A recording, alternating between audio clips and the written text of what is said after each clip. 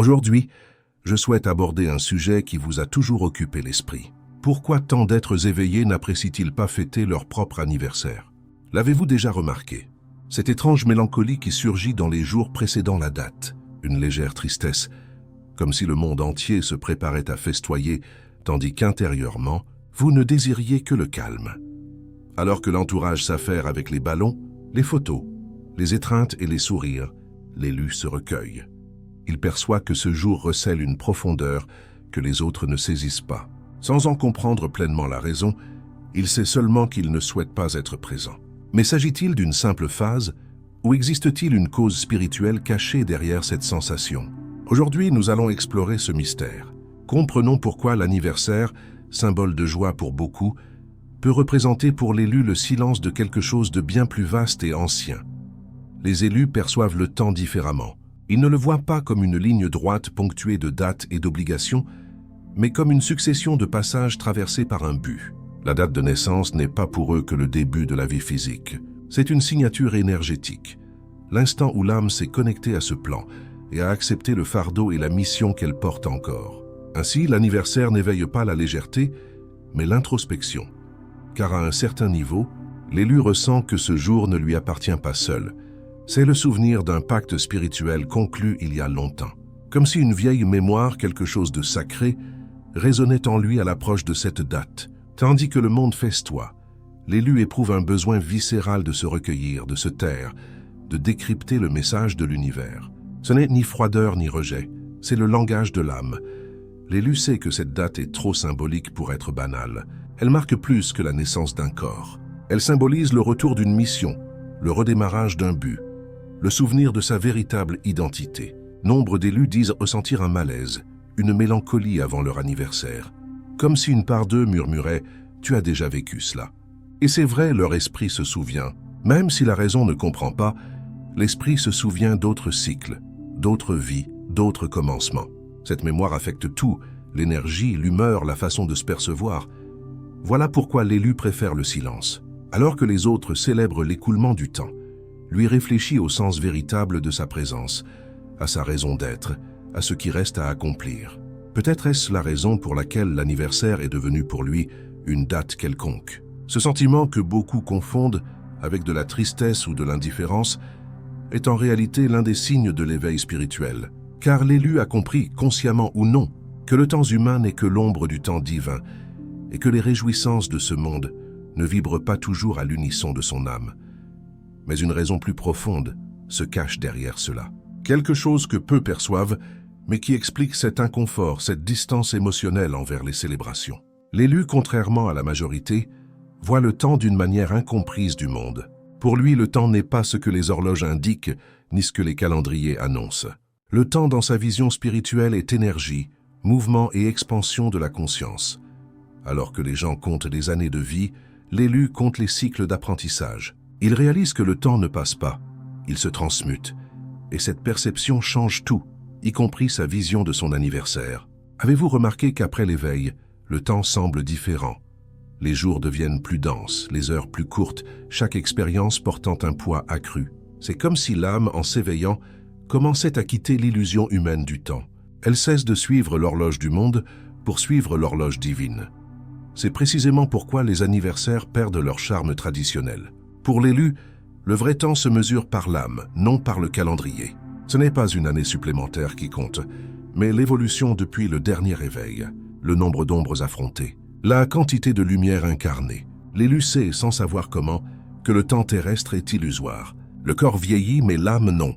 L'âme ne fait que changer de forme, de vibration, de fréquence. C'est pourquoi célébrer le temps physique lui semble dénué de sens, comme fêter un déguisement beau mais éphémère. Quand l'élu s'éveille, il réalise à quel point tout dans ce monde est attaché au temps. Les dates, les objectifs, les comparaisons, et il commence à s'en affranchir. Il comprend que l'anniversaire n'est qu'un symbole supplémentaire, un rappel du moment où l'âme a choisi de descendre sur terre. Mais l'essentiel est ce que cette âme a fait du temps reçu. Un conflit interne émerge alors.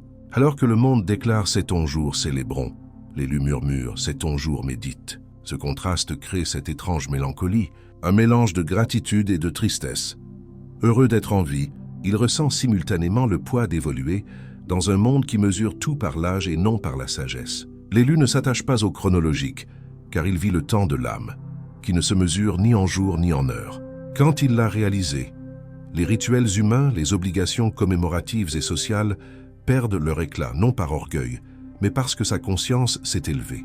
Il sait déjà que le véritable anniversaire est l'éveil, l'instant où il renaît spirituellement, où l'ancien meurt et où une version nouvelle, plus consciente et alignée avec le divin, naît. C'est la raison profonde de sa forte résistance à la fête d'anniversaire. Il ne veut pas se forcer à être heureux parce que le calendrier l'exige. Il veut ressentir une authenticité venant de l'âme qui n'a pas de limite temporelle. Le temps de l'âme est silencieux. Il se meut dans l'invisible. Et quand l'élu se connecte à cette vérité, il réalise que le corps physique n'est qu'un abri symbolique, un rappel qu'il est ici sans être d'ici. C'est peut-être exactement pourquoi de nombreux élus ressentent un malaise quand leur entourage insiste pour célébrer le temps humain. Au fond, ils savent que la vraie vie est éternelle et que le corps n'est que le premier chapitre d'une histoire que l'âme écrit depuis des siècles. Mais une raison plus profonde encore se cache derrière cet inconfort. Quelque chose lié à la mémoire de l'âme. Quelque chose qui explique pourquoi l'anniversaire peut éveiller des émotions si intenses et même inexplicables. Il y a quelque chose de silencieux mais très réel. Le corps peut oublier, mais l'âme n'oublie pas. Chaque naissance, chaque cycle de vie, chaque passage sur Terre laisse une marque énergétique. Et l'élu, avec sa sensibilité naturelle, ressent ces marques. Voilà pourquoi, à l'approche de l'anniversaire, il commence à se sentir différent. Parfois plus introspectif, parfois agité, souvent sans comprendre pourquoi. Mais la raison est là, cachée au plus profond de l'esprit. La mémoire de l'âme s'éveille. À chaque nouvel anniversaire, l'âme se souvient, même subtilement, du moment où elle est entrée dans ce corps, où elle a respiré pour la première fois l'air de la Terre et accepté à nouveau le défi de l'expérience humaine. Mais avec cette mémoire vient aussi le poids de la promesse spirituelle, les engagements pris avant la naissance, les missions pas encore accomplies. L'anniversaire devient alors bien plus qu'une date, un portail, une ouverture énergétique qui rouvre d'anciennes mémoires, certaines belles, d'autres douloureuses. Et l'élu, sans comprendre rationnellement, ressent tout cela. Il ressent l'appel des dimensions, où son âme a séjourné, l'écho des vies passées, et parfois même une peur subtile d'échouer à nouveau. C'est comme si le corps célébrait, mais l'âme restait silencieuse, se remémorant tout ce qu'elle avait dû traverser pour renaître, pour recommencer. Ce mélange de vibrations crée cette sensation étrange, cette tristesse inexplicable que ressentent de nombreux élus avant leur anniversaire. Ce n'est pas de l'ingratitude envers la vie, c'est le souvenir. C'est l'âme qui dit « J'ai déjà traversé cela et je sais ce que signifie ce voyage ». Beaucoup d'élus ne supportent pas l'idée d'être le centre de l'attention ce jour-là. Ce n'est pas de la timidité, mais de la protection énergétique, car inconsciemment ils gèrent des mémoires spirituelles et toute agitation extérieure peut perturber le travail interne en cours. L'anniversaire est aussi une sorte de réinitialisation énergétique. Les énergies sont réajustées, les contrats spirituels révisés, et les guides tracent soigneusement les prochaines étapes de l'âme. C'est pourquoi de nombreux élus ressentent un besoin d'isolement. Ce n'est pas de la solitude, c'est de la purification. Ils renaissent en réalité dans le silence. Un autre point que presque personne ne mentionne. Dans de nombreuses réincarnations passées, le jour de la naissance n'était pas un jour de joie. Cela a pu être le début d'épreuves douloureuses, d'une vie difficile, d'une dette spirituelle. Même si l'esprit présent ne s'en souvient pas, l'âme garde tout. Elle sent, elle reconnaît l'énergie de la date et réagit. C'est pourquoi l'élu ressent un besoin différent. Il ne veut pas d'une fête, il veut du sens. Il ne veut pas d'applaudissements. Il veut de la compréhension. Ce qu'il cherche ce jour-là est une connexion avec la vérité de son existence, non avec la vanité du monde. Sans s'en rendre compte, il préfère passer son anniversaire en silence, à contempler le ciel, à sentir sa propre énergie, à remercier intérieurement pour le simple fait d'être encore là, poursuivant la mission. Mais il y a plus quelque chose qui explique ce sentiment de ne pas s'intégrer aux célébrations. Car l'élu, au fond, sent qu'il n'appartient pas complètement à ce monde. L'élu est mu par quelque chose que le monde a oublié, le sens. Pour lui, rien n'existe sans raison. Tout a un but, une vibration sous-jacente. C'est exactement pourquoi les rituels communs, automatiques et répétitifs ne l'ont jamais vraiment enchanté. Alors que les autres célèbrent l'anniversaire comme le symbole d'une année de plus vécue, L'élu se demande « Mais qu'ai-je vraiment vécu? Ai-je évolué en tant qu'âme? Ai-je franchi une nouvelle étape dans ma mission? Ou ai-je simplement survécu à un autre cycle ?» Ces questions résonnent fortement en lui. Ce n'est pas du pessimisme, c'est de la conscience. C'est l'âme qui réclame de la profondeur, qui pleure pour quelque chose qui dépasse l'apparence. Voilà pourquoi il se sent déplacé. Quand le monde tente de réduire une expérience spirituelle à quelque chose de purement matériel, l'élu perçoit quand l'énergie est authentique et quand elle ne l'est pas. Il distingue la différence entre une célébration pleine de lumière et une fête motivée par la vanité. La plupart du temps, il voit le vide caché derrière les sourires, les photos et les phrases conventionnelles. Il sent quand le joyeux anniversaire vient de l'âme et quand il n'est qu'une habitude. C'est pourquoi pour lui, l'anniversaire ne consiste pas à recevoir des cadeaux, mais à comprendre le cadeau de la vie. Il ne s'agit pas du nombre d'années, mais de la quantité d'amour, de sagesse et de vérité qu'il a su vibrer dans le temps imparti. L'élu cherche le sens car il a déjà expérimenté, à un certain niveau, la vibration de l'authentique. Il sait ce que ressent la connexion divine. Et après cela, plus rien de superficiel ne peut combler le vide. Il observe autour de lui des gens tentant de masquer le vide par des fêtes, des rires et la consommation. Mais il sait que ce qui manque, ce n'est pas la joie, c'est le but. Voilà pourquoi le jour où le monde lui ordonne de célébrer, il choisit le silence. Alors que tous regardent à l'extérieur, lui regarde à l'intérieur. Et dans ce silence profond, il trouve ce que le monde entier tente d'acheter, la paix. L'élu ne rejette pas l'anniversaire, il le transmute. Pour lui, cette date est une invitation à la réflexion, un moment pour remercier, pardonner, se reconnecter à son essence. Il comprend que les vraies félicitations consistent à reconnaître tout ce qu'il a surmonté spirituellement à chaque épreuve.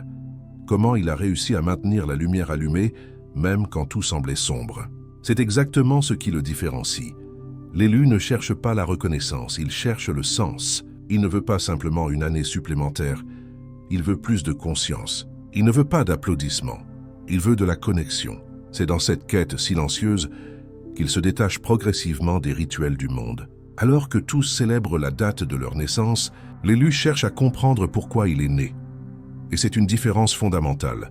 L'anniversaire est pour lui comme un miroir, un reflet de ce qu'il était, de ce qu'il est et de ce qu'il est en train de devenir. Mais ce miroir n'est pas toujours facile à affronter, car avec la réflexion vient la responsabilité, et l'élu ressent le poids de cette responsabilité chaque fois que cette date revient.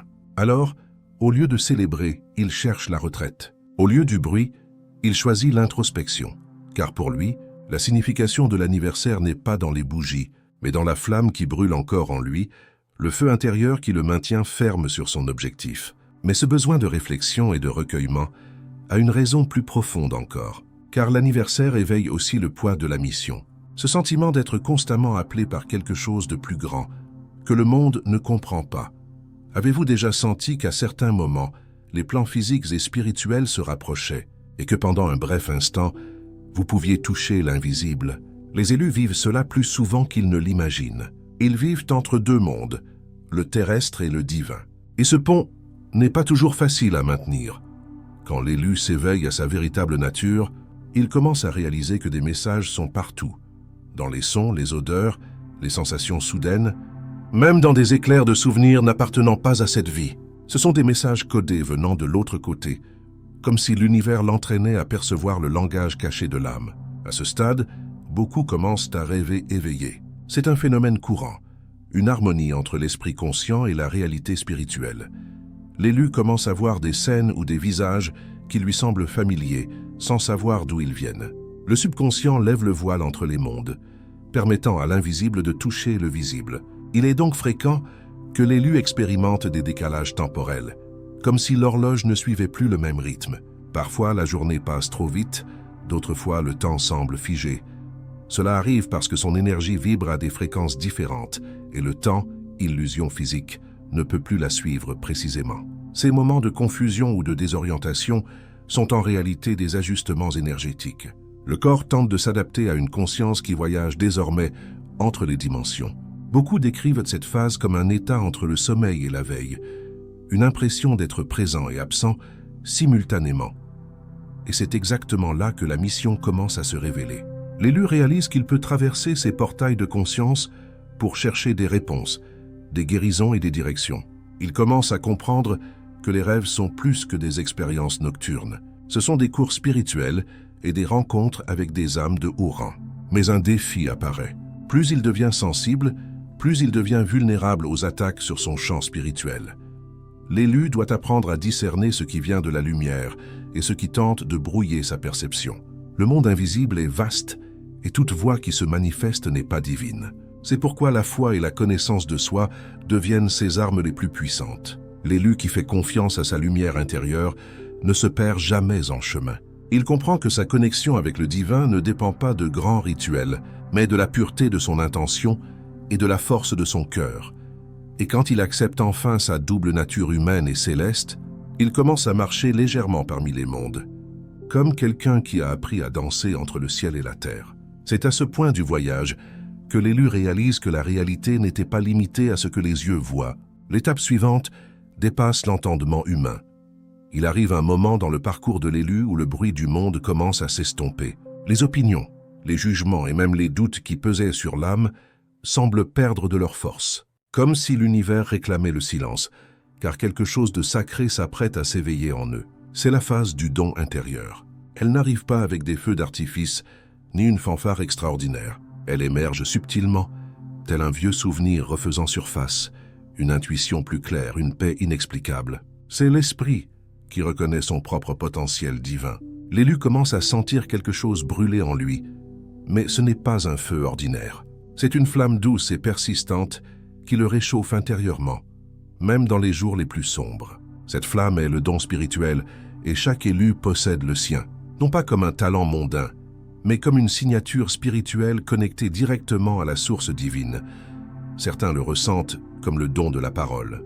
Ils peuvent toucher les cœurs rien qu'avec leurs mots. D'autres guérissent par le regard, le toucher ou la simple présence. Certains manifestent le don de vision, voyant au-delà des apparences, lisant les énergies, les intentions et les destinées. Mais cette flamme, avant d'illuminer le monde, doit d'abord consumer les impuretés en l'élu. C'est un processus de purification. Il traverse la douleur, les épreuves et les silences nécessaires. L'ego tente de résister, mais l'esprit a déjà pris les rênes de la conscience. Beaucoup confondent cette phase avec la solitude ou l'obscurité, mais c'est tout le contraire. C'est le moment où l'univers invite l'élu au recueillement, afin que le don s'épanouisse sans interférence extérieure.